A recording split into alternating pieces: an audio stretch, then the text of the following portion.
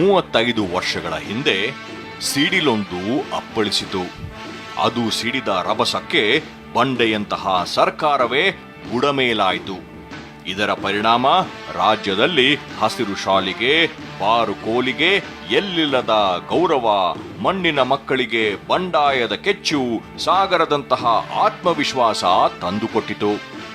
ತಲೆತಲೆಮಾರುಗಳಿಂದ ನೆಲೆದೊಡಲು ನುಂಗಿಕೊಂಡು ಬಂದಿದ್ದ ಅನ್ಯಾಯ, ಶೋಷಣೆ, ದಮನ, ದಬ್ಬಾಳಿಕೆಗಳನ್ನೆಲ್ಲ ಒಮ್ಮೆಲೆ ಹೊರಹಾಕಿ ನಿರುಮ್ಮಳವಾದಂತೆ ತಾನು ಸಿಡಿದ ಘನ ಉದ್ದೇಶ ಈಡೇರುವಂತೆ ಅದು ಆ ನಂತರ ಕ್ರಮೇಣ ನಡೆದು ತಣ್ಣಗಾಯಿತು. ಅಂದರೆ 1980 ಜುಲೈ 20 ನಡೆದ ನರಗುಂದ ರೈತ ಬಂಡಾಯ 1983 ಗುಂಡೂರಾಯರ ಸರ್ಕಾರವನ್ನು ಹೇಳ ಹೆಸರಿಲ್ಲದಂತೆ ಮಾಡಿಬಿಟ್ಟಿತು.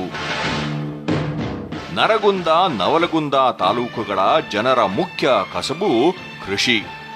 1979 ಬರ ಬಂದಾಗ ಇಲ್ಲಿನ ಮಲಪ್ರಭಾ ಕಾಲುವೆಗಳಲ್ಲಿ ಹರಿಯುತ್ತಿದ್ದ ನೀರು ನಿಂತು ಹೋಯಿತು. ಬೆಳೆದು ನಿಂತಿದ್ದ ಹತ್ತಿ ಮತ್ತು ಮೆಕ್ಕೆಜೋಳದ ಬೆಲೆ ಕುಸಿದು ಹೋಯಿತು. ಕ್ವಿಂಟಾಲ್ಗೆ 900 ರೂಪಾಯಿ ಇದ್ದ ಹತ್ತಿ ಬೆಲೆ ಕೇವಲ 300 ರೂಪಾಯಿಗೆ ಇಳಿಯಿತು. ಜನ ಕಂಗಾಲಾದರು. ಲೇವಾದೇವಿದಾರರಿಂದ, ಬ್ಯಾಂಕುಗಳಿಂದ ಪಡೆದ ಸಾಲ ತೀರಿಸಲಾಗದೆ ರೈತರು ದಿವಾಳಿ ಸ್ಥಿತಿ ತಲುಪಿದರು. ಇದರ ನಡುವೆ ಮಲಪ್ರಭಾ ಜಲಾಶಯ ನಿರ್ಮಾಣಕ್ಕಾಗಿ ಮಾಡಿದ ವೆಚ್ಚವನ್ನು ಭರಿಸುವ ದೃಷ್ಟಿಯಿಂದ ಸರ್ಕಾರ ವಿಧಿಸಿದ್ದ ಅಭಿವೃದ್ಧಿ ಶುಲ್ಕ ಹಾಗೂ ನೀರಿನ ತೆರಿಗೆ ಜಾರಿಯಲ್ಲಿತ್ತು. ಕಂಗೆಟ್ಟಿದ್ದ ರೈತರಿಗೆ ಸರ್ಕಾರ ಈ 2 ಶುಲ್ಕ ಪಾವತಿಸಬೇಕು ಎಂದು ಸೂಚಿಸಿ ನೋಟಿಸ್ ಜಾರಿಗೊಳಿಸಿತು. ಇದು ರೈತರನ್ನು ಮತ್ತಷ್ಟು ತತ್ತರಿಸುವಂತೆ ಮಾಡಿತ್ತು. ಮೆಕ್ಕೆಜೋಳ ಹಾಗೂ ಹತ್ತಿಗೆ ಬೆಂಬಲ ಬೆಲೆ ನೀಡಬೇಕು, ಸರ್ಕಾರ ವಿಧಿಸಿರುವ ನೀರಿನ ತೆರಿಗೆ ಮತ್ತು ಅಭಿವೃದ್ಧಿ ಶುಲ್ಕ ವಸೂಲಿ ಈ ವರ್ಷ ಸ್ಥಗಿತಗೊಳಿಸಬೇಕು ಎಂದು ಆಗ್ರಹಿಸಿ ರೈತರು ಹೋರಾಟಕ್ಕಿಳಿದಿದ್ರು. ಇದಕ್ಕೆ ಮಲಪ್ರಭಾ ರೈತ ಹೋರಾಟ ಸಮನ್ವಯ ಸಮಿತಿ ಎಂದು ಹೆಸರಿಡಲಾಗಿತ್ತು. ಈ ವೇದಿಕೆಯಡಿಯಲ್ಲಿ ಹೋರಾಟ ತೀವ್ರಗೊಂಡಿತ್ತು. ಇದರ ಜೊತೆಯಲ್ಲಿ ಧಾರವಾಡ ಕೃಷಿ ವಿಶ್ವವಿದ್ಯಾಲಯದಲ್ಲಿ ಹುಟ್ಟಿಕೊಂಡಿದ್ದ ಕರ್ನಾಟಕ ಪ್ರಾಂತ ರೈತ ಸಂಘವೂ ಸೇರಿಕೊಂಡಿತ್ತು. ಈ 2 ಸಂಘಟನೆಗಳ ಮೂಲಕ ರೈತರು ಸರಣಿ ಪ್ರತಿಭಟನೆಗೆ ಇಳಿದರು. ಆದರೂ ಸರ್ಕಾರ ಈ ಹೋರಾಟಕ್ಕೆ ಜಪ್ಪಯ್ಯ ಅನ್ನಲಿಲ್ಲ. ಪರಿಣಾಮ ಮಲಪ್ರಭಾ ರೈತ ಹೋರಾಟ ಸಮನ್ವಯ ಸಮಿತಿ 1980 ಜುಲೈ 21 ನರಗುಂದ, ನವಲಗುಂದ ಮತ್ತು ಸವದತ್ತಿ ಬಂದ್ಗೆ ಕರೆ ನೀಡಿತು. ಅಂದು ಸುತ್ತಮುತ್ತಲಿನ ಹಳ್ಳಿಗಳಿಂದ ರೈತರು ತಾಲೂಕು ಕೇಂದ್ರಗಳಿಗೆ ಬಂದಿದ್ದರು. ಅಂಚೆ ಕಚೇರಿ, ಶಾಲೆ ಸೇರಿದಂತೆ ಎಲ್ಲಾ ಸರ್ಕಾರಿ ಕಚೇರಿಗಳನ್ನು ಬಂದ್ ಮಾಡಿಸುತ್ತಾ ಬಂದ ರೈತರು ತಹಸೀಲ್ದಾರ್ ಕಚೇರಿ ಬಂದ್ ಮಾಡಿಸಲು ಮುಂದಾದರು. ರೈತರ ಹೋರಾಟದ ಸುಳಿಬಿದ್ದ ಪೊಲೀಸರು ತಹಸೀಲ್ದಾರ್ ಕಚೇರಿಯನ್ನು ಸುತ್ತುವರೆದಿದ್ರು. ಆಗ ಧಾರವಾಡ ಜಿಲ್ಲಾಧಿಕಾರಿಯಾಗಿದ್ದ ರೇಣುಕಾ ವಿಶ್ವನಾಥನ್ ತಹಶೀಲ್ದಾರ್ ಕಚೇರಿ ಕಾರ್ಯನಿರ್ವಹಿಸಬೇಕು, ತಹಶೀಲ್ದಾರನ್ನು ಕಚೇರಿಯೊಳಗೆ ಕೊಂಡೊಯ್ಯುವುದು ನಿಮ್ಮ ಜವಾಬ್ದಾರಿ ಎಂದು ಪೊಲೀಸರಿಗೆ ಸೂಚನೆ ನೀಡಿದರು. ಅದನ್ನು ಪೊಲೀಸರು ಪಾಲಿಸಲು ಮುಂದಾದರೂ ಆಗ ಶುರುವಾದ ಬಂಡಾಯವೇ ರೈತರ ಬಂಡಾಯ.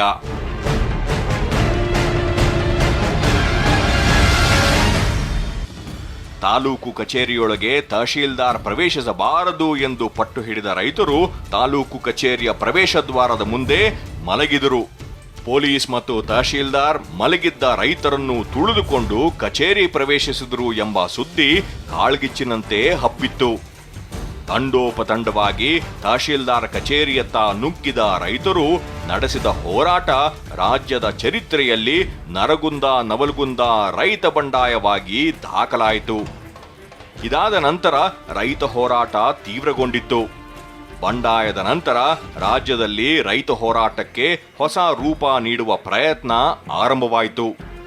ನರಗುಂದ, ನವಲಗುಂದ ರೈತ ಹೋರಾಟದ ಸಮಯದಲ್ಲಿ ಬೂಸಾ ಸಾಹಿತ್ಯ ಹೋರಾಟದ ಮೂಲಕ ಅಸ್ತಿತ್ವಕ್ಕೆ ಬಂದ ದಲಿತ ಲೇಖಕರ ಒಕ್ಕೂಟ ನಂತರದಲ್ಲಿ ದಲಿತ ಸಂಘರ್ಷ ಸಮಿತಿಯಾಯಿತು. ಇದೇ ರೀತಿ ಸಂಘ ಹೋರಾಟಕ್ಕೂ ಸೈದ್ಧಾಂತಿಕ, ತಾತ್ವಿಕ ಮತ್ತು ಸಾಂಸ್ಕೃತಿಕ ತಳಹದಿ ನೀಡಬೇಕೆಂದು ಚರ್ಚೆಗಳು ಮೊದಲುಗೊಂಡವು. ಪ್ರೊಫೆಸರ್ ನಂಜುಂಡಸ್ವಾಮಿ, ಬಿಕೆ ಸುಂದರೇಶ್, ಸಂಕರಿಕೊಪ್ಪ, ಬಾಬಾಗೌಡ ಪಾಟೀಲ್, ಪ್ರೊಫೆಸರ್ ನರಸಿಂಹಪ್ಪ, ಪೂರ್ಣಚಂದ್ರ ತೇಜಸ್ವಿ, ಕಡಿದಾಳ್ ಶಾಮಣ್ಣ ಮೊದಲಾದ ನಾಯಕರು ಇಂತಹ ಚರ್ಚೆಗಳನ್ನು ಆರಂಭಿಸಿದರು. ಈ ಚರ್ಚೆಯಲ್ಲಿ ಶಿವಮೊಗ್ಗದ ಕಬ್ಬು ಬೆಳೆಗಾರರ ಸಂಘ ಸಕ್ರಿಯ ಪಾತ್ರ ನಿರ್ವಹಿಸತೊಡಗಿತು. ಬಳಿಕ ಪ್ರಾಂತ ರೈತ ಸಂಘ, ಶಿವಮೊಗ್ಗದ ಕಬ್ಬು ಬೆಳೆಗಾರರ ಸಂಘ ಮತ್ತು ಮಲಪ್ರಭಾ ರೈತ ಹೋರಾಟ ಸಮನ್ವಯ ಸಮಿತಿ ಸೇರ್ಪಡೆಯಾಗಿ ರೈತ ಸಂಘ ಅಸ್ತಿತ್ವಕ್ಕೆ ಬಂತು.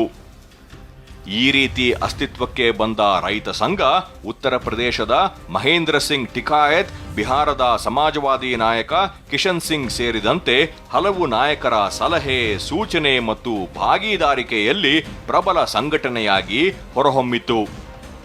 ಅಂದು ಆಡಳಿತ ನಡೆಸುತ್ತಿದ್ದ ಗುಂಡೂರಾವ್ ನೇತೃತ್ವದ ಕಾಂಗ್ರೆಸ್ ಸರ್ಕಾರಕ್ಕೆ ಸರಣಿ ಹೋರಾಟಗಳ ಮೂಲಕ ಸಿಂಹ ಸ್ವಪ್ನವಾಯಿತು. ಚಿಕ್ಕಮಗಳೂರಿನ ಕಾಫಿ ಪ್ಲಾಂಟರ್ಗಳು, ಶಿವಮೊಗ್ಗದ ಕಬ್ಬು ಮತ್ತು ಅಡಿಕೆ ಬೆಳೆಗಾರರು, ಹಾಸನದ ಸಂಬಾರು ಪದಾರ್ಥ ಮತ್ತು ಆಲೂಗಡ್ಡೆ ಬೆಳೆಗಾರರು ರೈತ ಸಂಘದ ಚಟುವಟಿಕೆಗಳಲ್ಲಿ ಸಕ್ರಿಯರಾದರು. ರೈತ ಸಂಘ ಅಸ್ತಿತ್ವಕ್ಕೆ ಬಂದ ಎಲ್ಲಾ ಗ್ರಾಮಗಳಲ್ಲಿ ಸೋಮವಾರ ಕೃಷಿಗೆ ರಜಾದಿನ ಎಂದು ಘೋಷಿಸಲಾಯಿತು. ರೈತರ ಅನುಮತಿ ಇಲ್ಲದೆ ಯಾವುದೇ ಸರ್ಕಾರಿ ಅಧಿಕಾರಿ ಗ್ರಾಮವನ್ನು ಪ್ರವೇಶಿಸುವಂತಿಲ್ಲ.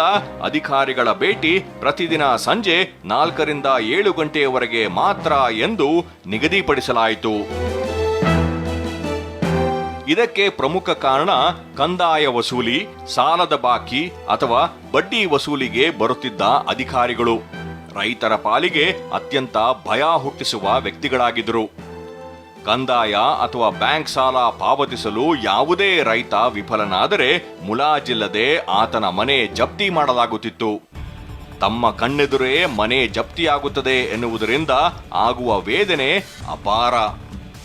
ಇದರಿಂದುಂಟಾಗುವ ಅಪಮಾನ, ಅಸಹಾಯಕತೆ, ಆಕ್ರಂದನಗಳು ಹಳ್ಳಿಗರ ವ್ಯಕ್ತಿತ್ವ ನಾಶಪಡಿಸುತ್ತಿದ್ದುವು. ಸಾಲ ಅಥವಾ ಕಂದಾಯ ವಸೂಲಿ ಮಾಡಲು ಬರುತ್ತಿದ್ದ ಆ ಅಧಿಕಾರಿಗಳು ರೈತರ ಮನೆಗಳ ಪಾತ್ರೆ ಪಗಡೆಗಳನ್ನೂ ಬಿಡದಂತೆ ಕೊಂಡೊಯ್ಯುವ ಅತಿರೇಕದ ಕ್ರಮಕ್ಕೆ ಅಂದಿನ ಆಡಳಿತಾರೂಢ ಸರ್ಕಾರ ಹಸಿರು ನಿಶಾನೆ ತೋರಿದ್ದು ದುರಂತವೇ ಸರಿ. ಇಂತಹ ಕ್ರಮದಿಂದ ಬೇಸತ್ತಿದ್ದ ರೈತರು ಹಲವು ಚಳವಳಿಗಳ ಮೂಲಕ ಸರ್ಕಾರಕ್ಕೆ ಬಿಸಿ ಮುಟ್ಟಿಸಿದವು. ರೈತ ಸಂಘಗಳು ಸಕ್ರಿಯವಾಗಿದ್ದ ಪ್ರದೇಶದಲ್ಲಿ ಹಸಿರು ಶಾಲು ಕಂಡರೆ ಸಾಕು ಅಧಿಕಾರಿಗಳು ಬೆದರುವಂತಾಯಿತು.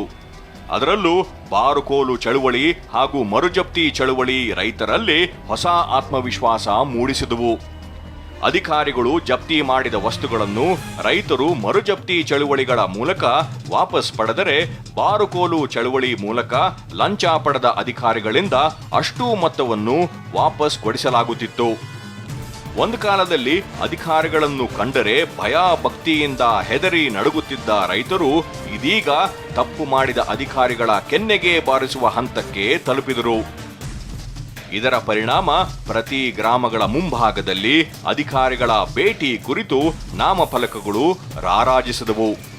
ಸರಿಸುಮಾರು ಇದೇ ಅವಧಿಯಲ್ಲಿ ಕನ್ನಡ ಚಳವಳಿ ಮತ್ತು ದಲಿತ ಚಳವಳಿ ಕೂಡ ಪ್ರಬಲವಾಗಿ ಹೊರಹೊಮ್ಮಿತ್ತು. ಇದರ ನಡುವೆ ವಿಧಾನಸಭೆಗೆ ಚುನಾವಣೆಗಳು ಘೋಷಣೆಯಾಗಿ ಹೊಸ ಸಂಚಲನ ಸೃಷ್ಟಿಯಾಯಿತು. ಚುನಾವಣೆಗೆ ಸ್ಪರ್ಧಿಸುವ ವಿಷಯದಲ್ಲಿ ರೈತ ಸಂಘದಲ್ಲಿ ತಾತ್ವಿಕ ಹಾಗೂ ಸೈದ್ಧಾಂತಿಕ ಹೋರಾಟ ಆರಂಭವಾಯಿತು. ದಲಿತ, ರೈತ ಮತ್ತು ಕನ್ನಡ ಚಳವಳಿ ಒಟ್ಟಾಗಿ ಕಾಂಗ್ರೆಸ್ ವಿರುದ್ಧ ಸ್ಪರ್ಧಿಸಬೇಕೆನ್ನುವ ಆಗ್ರಹ ದೊಡ್ಡ ಪ್ರಮಾಣದಲ್ಲಿ ಕೇಳಿಬಂತು.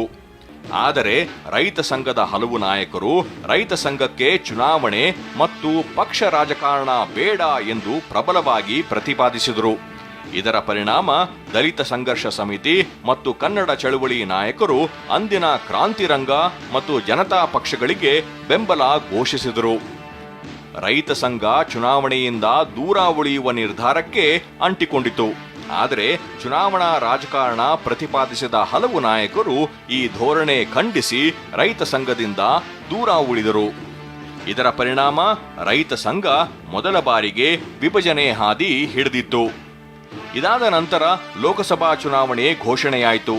ಆಗ ಮತ್ತೊಮ್ಮೆ ರೈತ ಸಂಘದಲ್ಲಿ ಇದೇ ತಾತ್ವಿಕ ಸಂಘರ್ಷ ಉಂಟಾಯಿತು.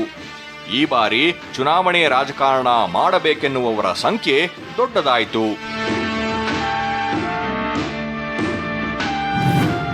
1980ನೇ ಇಸ್ವಿನಲ್ಲಿ ಅವಾಗಿದ್ದಂಥ ಗುಂಡೂರಾಯನ ಸರ್ಕಾರ ಗೋಲಿಬಾರ್ ಮಾಡ್ತು. ಜನ ಹೊಸದಾಗಿ ಚಳುವಳಿ ಶುರುವಾಗಿತ್ತು.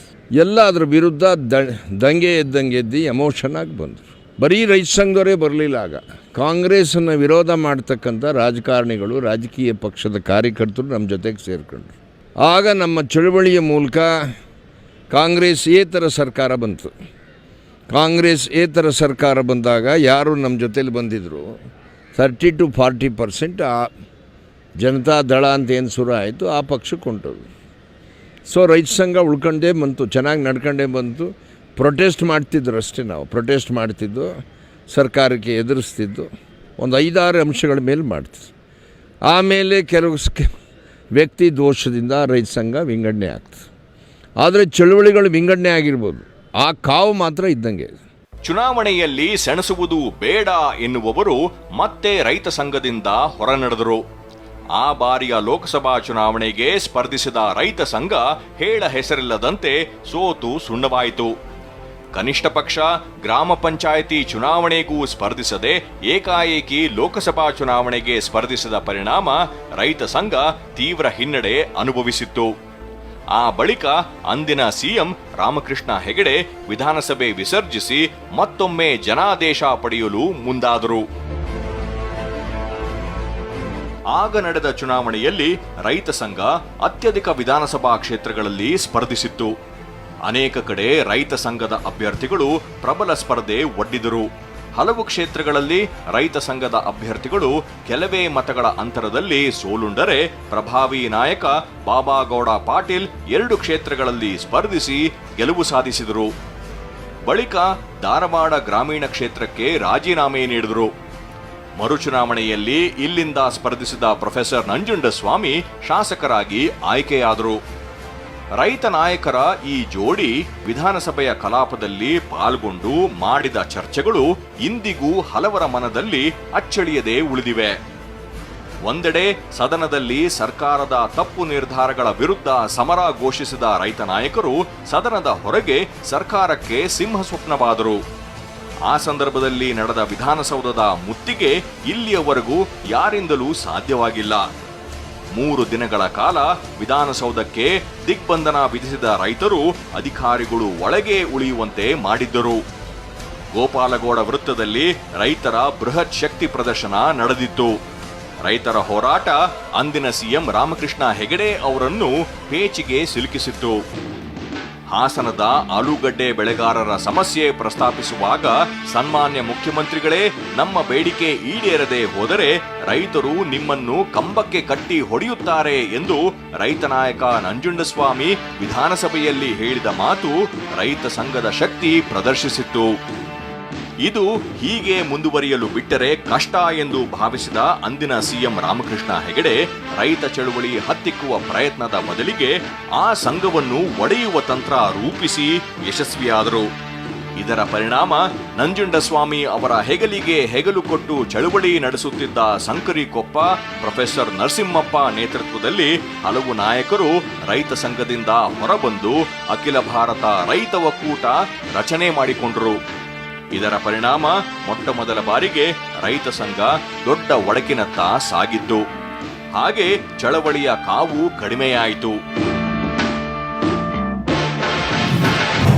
ನಾನು ನಾಯಕ ಆಗಬೇಕು ಅನ್ನೋ ಭಾವನೆಗೋಸ್ಕರ ಒಂದೊಂದು ಗುಂಪು ಕಟ್ಕೊಂಡು ನಮ್ಮದೊಂದು ರೈತ ಸಂಘ ಅಂತ ಹೇಳಿ ಮಾಡ್ತಾಯಿದ್ರು. ಆದರೆ ಮೂಲ ರೈತ ಸಂಘ, ಮೂಲ ವಿಷಯ, ಮೂಲ ವಿಚಾರ ಅವತ್ತಿಗಿಂತನೂ ಹೆಚ್ಚು ವಿಚಾರವನ್ನು ಮೂಲಕ ಇವತ್ತು ನಡೀತಾ ಇದೆ. ಇವತ್ತು ಭಾಳ ದೊಡ್ಡ ವಿಚಾರದ ಮೇಲೆ ಅದು ಭಾಳ ಪ್ರವಾಹದ ರೀತಿಯಲ್ಲಿ ಬಂತು.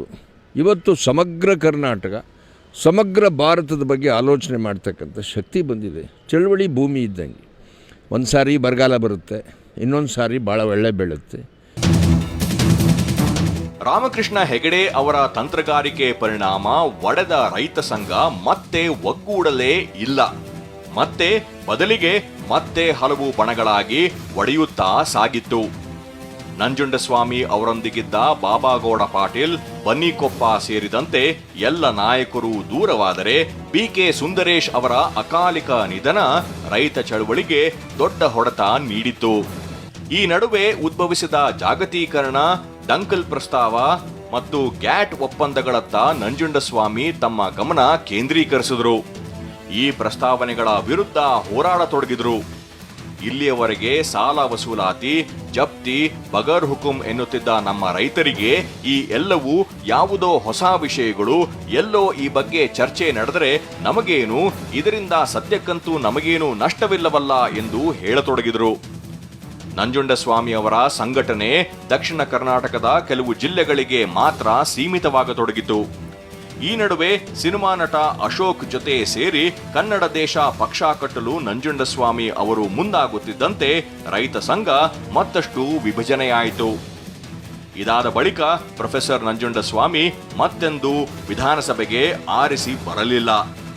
ಬಾಬಾಗೌಡ ಪಾಟೀಲ್ ಬಿಜೆಪಿಯಲ್ಲಿ ಗುರುತಿಸಿಕೊಂಡರೆ ಮಂಡ್ಯದಿಂದ ಆಯ್ಕೆಯಾಗಿದ್ದ ಪುಟ್ಟಣ್ಣಯ್ಯ ಕೂಡ ಪ್ರೊಫೆಸರ್ ಅವರಿಂದ ದೂರವಾದರು. ಸದ್ಯಕ್ಕೆ ರೈತ ಸಂಘದ ಒಂದು ಬಣವನ್ನು ಮುನ್ನಡೆಸುತ್ತಿರುವ ಕೋಡಿಹಳ್ಳಿ ಚಂದ್ರಶೇಖರ್ ಮಾತ್ರ ನಂಜುಂಡಸ್ವಾಮಿ ಅವರ ಜೊತೆಗೆ ಗಟ್ಟಿಯಾಗಿ ನಿಂತರು. ಇಲ್ಲಿ ಕಾಲಕ್ಕೆ ಒಂದಿಷ್ಟು ಹೊರಗೆ ಹೋಗುವಂಥ ಹಂತಗಳು ಬರ್ತದೆ. 83ರಲ್ಲಿ ರೇವಣ್ ಸಿದ್ದಯ್ಯ, ಕುಂದರ್ನಾಡ್ ಪಾಟೀಲ್ ಇವರು ಒಂದು ಟೀಮ್ ಆಚೆ ಹೋಗ್ತಾರೆ. 86, 87ರಲ್ಲಿ ಹಾಸನ, ತುಮಕೂರು, ಚಿಕ್ಕಮಗಳೂರು, ಕೆಲವು ಬೆಂಗಳೂರಿನ ಗೆಳೆಯರು ಆಚೆ ಹೋಗ್ತಾರೆ. ಆಮೇಲೆ 96ಕ್ಕೆ ಬಾಬಾಗೌಡ ಅವರು ಆಚೆಗೆ ಹೋಗ್ತಾರೆ. ಆಮೇಲೆ 99ರಲ್ಲಿ ಪುಟ್ಟಣ್ಣಯ್ಯ ಅವರು ಒಂದು ಗ್ರೂಪು ಆಚೆ ಹೋಗ್ತಾರೆ. ಹೀಗಾಗಿ ಕಾಲಕ್ಕೆ ಒಂದೊಂದು ಟೀಮ್ಗಳು ಸ್ಪ್ಲಿಟ್ ಆಗ್ತಾ ಹೋಗುತ್ತೆ. ಇವತ್ತಿಗೂ ಕೂಡ ಸರ್ಕಾರ ಏನೇ ಆ ಒಂದು ಮಾನ್ಯತೆ ಕಮ್ಮಿ ಆಗಿದೆ ಅಂತೇಳಿ ಅನಿಸಿದ್ರು ಈಗ ರೈತರಿಗೆ ಅವಶ್ಯಕತೆ ಇದೆ. ರೈತ ಸಂಘ ಇನ್ನು ದಿನಮಾನಗಳಲ್ಲಿ ಒಂದು ಬಲಾಢ್ಯ ಶಕ್ತಿ ಆಗ್ತದೆ.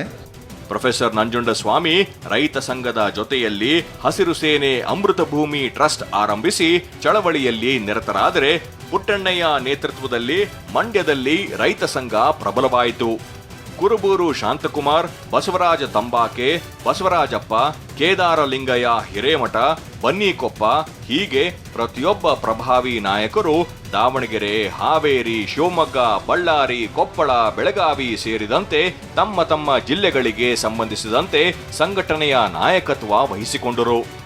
ತಮ್ಮದೇ ರಾಜ್ಯ ರೈತ ಸಂಘ, ತಮ್ಮದೇ ಹಸಿರು ಸೇನೆ, ತಮ್ಮದೇ ಕಬ್ಬು ಬೆಳೆಗಾರರ ಸಂಘ ಎಂದು ಘೋಷಿಸಿಕೊಂಡರು. ಪರಿಣಾಮ ರೈತ ಸಂಘದ ಮೊನಚು ಮಾಯವಾಯಿತು. ಬನ್ನಿಕೊಪ್ಪ, ಹಿರೇಕೆರೂರು ಕ್ಷೇತ್ರದಿಂದ ಒಮ್ಮೆ ಜನತಾ ಪಕ್ಷ, ಮತ್ತೊಮ್ಮೆ ಕಾಂಗ್ರೆಸ್ನಿಂದ ಆಯ್ಕೆಯಾದರೆ ಉಳಿದ ನಾಯಕರು ಆಯಾಯ ಕಾಲಮಾನಕ್ಕೆ ತಕ್ಕಂತೆ ವಿವಿಧ ಪಕ್ಷಗಳೊಂದಿಗೆ ಗುರುತಿಸಿಕೊಂಡರು. ಕೆಲವರು ನೇರವಾಗಿ ಸ್ಪರ್ಧೆಗಿಳಿದರೆ ಮತ್ತೆ ಕೆಲವರು ಬೆಂಬಲ ನೀಡುವುದಕ್ಕೆ ಸೀಮಿತವಾದರು. ರೈತ ಸಂಘದ ಸದ್ಯದ ಸ್ಥಿತಿ ಕೂಡ ಇದೇ ರೀತಿ ಇದೆ. ಇದರ ನಡುವೆ ಪ್ರೊಫೆಸರ್ ನಂಜುಂಡಸ್ವಾಮಿ ವಿಧಿವಶರಾಗಿದ್ದು ಚಳವಳಿಯ ತೀವ್ರತೆ ಮತ್ತು ಗಾಂಭೀರ್ಯತೆಗೆ ದೊಡ್ಡ ಹೊಡೆತ ನೀಡಿತು ಎಂದರೆ ತಪ್ಪಾಗಲಾರದು.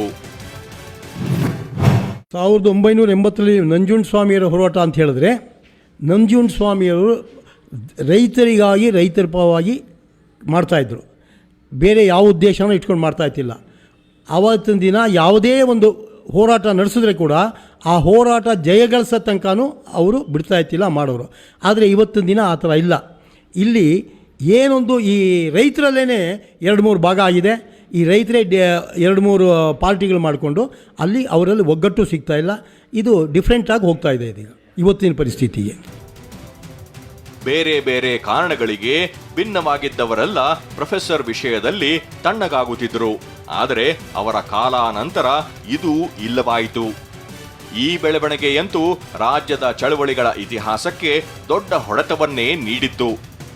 ಇನ್ನು ದಿವಂಗತ ನಂಜುಂಡಸ್ವಾಮಿ ಅವರ ಮೊದಲ ಪುಣ್ಯತಿಥಿ ಸಮಯದಲ್ಲಿ ರೈತ ಸಂಘದ ಎಲ್ಲಾ ನಾಯಕರು ತಮ್ಮ ಭಿನ್ನಾಭಿಪ್ರಾಯ ಮರೆತು ಒಂದಾಗಬೇಕು, ಆ ಮೂಲಕ ಪ್ರೊಫೆಸರ್ ಆತ್ಮಕ್ಕೆ ಶಾಂತಿ ದೊರಕಿಸಬೇಕು ಎಂಬ ಸಂಕಲ್ಪ ಮಾಡಿದರು. ರಾಜ್ಯದೆಲ್ಲೆಡೆ ಈ ಬೆಳವಣಿಗೆಗೆ ಅಭೂತಪೂರ್ವ ಬೆಂಬಲ ವ್ಯಕ್ತವಾಯಿತು. ಆದರೆ ಈ ಸಂಕಲ್ಪ ಎಲ್ಲಿ ಆರಂಭವಾಯಿತೋ ಅಲ್ಲಿಂದ ಮುಂದಕ್ಕೆ ಸಾಗಲೇ ಇಲ್ಲ.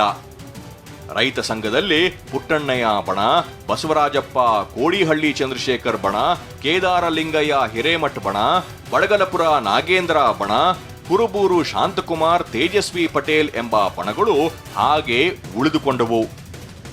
ಇದರಿಂದ ಬೇಸರಗೊಂಡ ಪುಟ್ಟಣ್ಣಯ್ಯ ರೈತ ಸಂಘ ವಿಲೀನದ ಪ್ರಕ್ರಿಯೆಗೆ ತಿಲಾಂಜಲಿ ಇಟ್ಟು ಖ್ಯಾತ ಸಾಹಿತಿ ದೇವನೂರು ಮಹಾದೇವ ಅವರೊಂದಿಗೆ ಸೇರಿ ನವೋದಯ ಕರ್ನಾಟಕ ಎಂಬ ನೂತನ ಪಕ್ಷ ಸಂಘಟಿಸಿದರೆ, ಉಳಿದ ಬಣಗಳು ಕಾಲದಿಂದ ಕಾಲಕ್ಕೆ ಬದಲಾದ ಸನ್ನಿವೇಶದಲ್ಲಿ ತಮಗೆ ತೋಚಿದ ರಾಜಕೀಯ ನಿಲುವುಗಳಿಗೆ ಅಂಟಿ ಕುಳಿತುಕೊಂಡವು.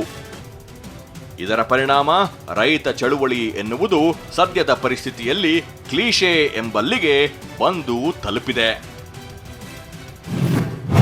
ಬಟ್ ಸಮಾಜಕ್ಕೆ ಏನು ಕಾಣ್ತಿದೆ ದೃಶ್ಯ ಮಾಧ್ಯಮದ ಮೂಲಕ ಒಡೆದೋಗಿದೆ ಚಳುವಳಿಗಳು. ನಿಜ, ವ್ಯಕ್ತಿ ದೋಷದಿಂದ ಹಂಗಾಗಿದೆ. ಕೆಲವರು ಹೈಟೆಕ್ ಚಳುವಳಿಗಳು ತಾನು ಉಳ್ಕೊಳ್ಳೋಕ್ಕೆ ಒಂದು ಹೈಟೆಕ್ ಚಳುವಳಿಗಳು ಮಾಡ್ಕೊಂಡು ಕುಂತಿರ್ತಾರೆ, ಯಾಕೆಂದರೆ ಅದು ದೃಶ್ಯ ಮಾಧ್ಯಮಕ್ಕೆ.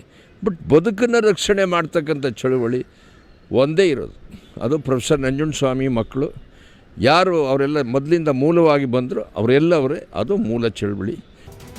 ಗೋಕಾಕ್ ಚಳುವಳಿಯ ಆಸುಪಾಸಿನಲ್ಲಿ ಹುಟ್ಟಿಕೊಂಡಿದ್ದು ರೈತ ಚಳುವಳಿ. ಚಳುವಳಿಯ ವಿಷಯದಲ್ಲಿ ರೈತ ಸಂಘಕ್ಕೆ ದಲಿತ ಚಳುವಳಿ ಹಿರಿಯಣ್ಣನಿದ್ದಂತೆ. ರೈತ ಸಮುದಾಯದ ಆರ್ಥಿಕ, ಸಾಮಾಜಿಕ, ಶೈಕ್ಷಣಿಕ ಸ್ಥಿತಿಗತಿ ಬಗ್ಗೆ ಮಾತನಾಡುತ್ತಲೇ ಸಮಾಜವಾದಿ ತತ್ವವನ್ನು ಪ್ರಬಲವಾಗಿ ಪ್ರತಿಪಾದಿಸುವ ನಾಯಕರ ಮೂಲಕ ಈ ರೈತ ಚಳುವಳಿ ಆಂದೋಲನದ ರೂಪ ಪಡೆದಿತ್ತು. ಪ್ರಸಕ್ತ ಕಾಲಘಟ್ಟದಲ್ಲಿ ಉಂಟಾಗಿರುವ ಹಲವು ಸಮಸ್ಯೆಗಳ ವಿರುದ್ಧ ಎತ್ತರಿಸಿದ ಧ್ವನಿಯಲ್ಲಿ ಹೋರಾಡಬೇಕಿದ್ದ ರೈತ ಸಂಘ ಹಲವು ಭಾಗಗಳಾಗಿ ಒಡೆದು ಹೋಗಿದೆ. ಒಂದೊಂದು ವಿಭಾಗಕ್ಕೂ ಒಬ್ಬೊಬ್ಬ ರಾಜಕಾರಣಿ ನಾಯಕರಾಗಿದ್ದಾರೆ. ವರಮಾನ, ಅಧಿಕಾರ ವ್ಯಾಪ್ತಿ ಹಂಚಿಕೆ ವಿಷಯದಲ್ಲಿ ಮತ್ತೆ ಈ ವಿಭಾಗಗಳು ಒಡೆಯುತ್ತಿದ್ದು, ಮತ್ತಷ್ಟು ನಾಯಕರು ಈ ಸಂಘಟನೆಗಳ ಪ್ರತ್ಯೇಕ ನಾಯಕತ್ವ ವಹಿಸಿಕೊಳ್ಳುತ್ತಿದ್ದಾರೆ. ಮಣ್ಣಿನ ಮಕ್ಕಳ ನಿಜ ಸಮಸ್ಯೆಗಳಿಗೆ ಧ್ವನಿಗೂಡಿಸುವುದು ಸಂಘಟನೆಗಳ ನಾಯಕರ ಪಾಲಿಗೆ ಆಯ್ಕೆ ಸಂಗತಿಯಾಗಿದೆ. ಅದೇ ತಮ್ಮ ಕಾವಲು ವ್ಯಾಪ್ತಿಯ ಅಧಿಕಾರ ಸ್ಥಾನದಲ್ಲಿ ಏನಾದರೂ ವ್ಯತ್ಯಾಸವಾದರೆ ಇದು ಇಡೀ ರೈತ ಸಮುದಾಯಕ್ಕೆ ಆದ ಅನ್ಯಾಯವೆಂಬಂತೆ ಹುಂಕರಿಸುತ್ತಾರೆ. 80ರ ದಶಕದಲ್ಲಿ ರೈತರ ಚಳವಳಿಗೆ ಎಲ್ಲ ಪಕ್ಷಗಳು ಪಕ್ಷಾತೀತವಾಗಿ ಬೆಂಬಲ ವ್ಯಕ್ತಪಡಿಸ್ತಾ ಇದ್ವು. ಮತ್ತು ಅನೇಕ ಸಂಘಟನೆಗಳು ಇದ್ದರೂ ಸಹ ರೈತರ ಸಂಘಟನೆ ಮತ್ತು ರೈತರ ನೋವು, ನಲಿವು, ಕಷ್ಟ, ಸುಖ, ದುಃಖ ಎಲ್ಲದರಲ್ಲಿ ಎಲ್ಲ ಸಂಘಟನೆಗಳು ಒಕ್ಕೂರಿನಿಂದ ಒಂದೇ ಧನಿಯಲ್ಲಿ ಸೇರಿ ಹೋರಾಟಗಳನ್ನು ಮಾಡ್ತಾಯಿದ್ರು.